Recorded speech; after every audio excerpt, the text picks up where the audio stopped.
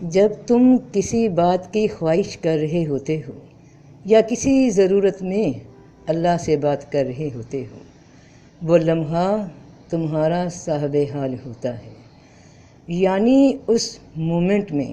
بالکل باہوش و حواس دل اور دماغ کے ساتھ اپنی سوچ میں موجود ہوتے ہو،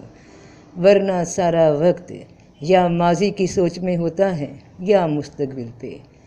یعنی گزرے ہوئے کسی اچھے یا برے واقعے کی یاد اور اس کو لے کر کوئی پلان، یہ ہوا یہ کروں گا، یہ ہوا تھا یہ کروں گا، تو ظاہر تو حاضر نہیں ہوتے اس وقت اپنے آپ میں، اپنے حال میں۔ تو حال میں کب ہوتے ہو؟ جب کہتے ہو اے اللہ میرا یہ کام کر دے، یہ میری ضرورت ہے، میں تجھ سے مانگ رہا ہوں، میں تجھے کہہ رہا ہوں، میں تجھ سے فریاد کر رہا ہوں، اور جیسے ہی سوچ کیفیت رہا ہوں پہ آ گئی، تھا اور کروں گا سے ہٹ کر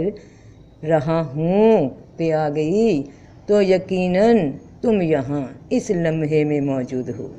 ورنہ در بدر سوچیں بھٹکاتی رہتی ہیں، یا تمہیں تم سے دور ماضی میں لے جاتی ہیں، یا تمہیں تم سے دور فیوچر میں گھماتی رہتی ہیں۔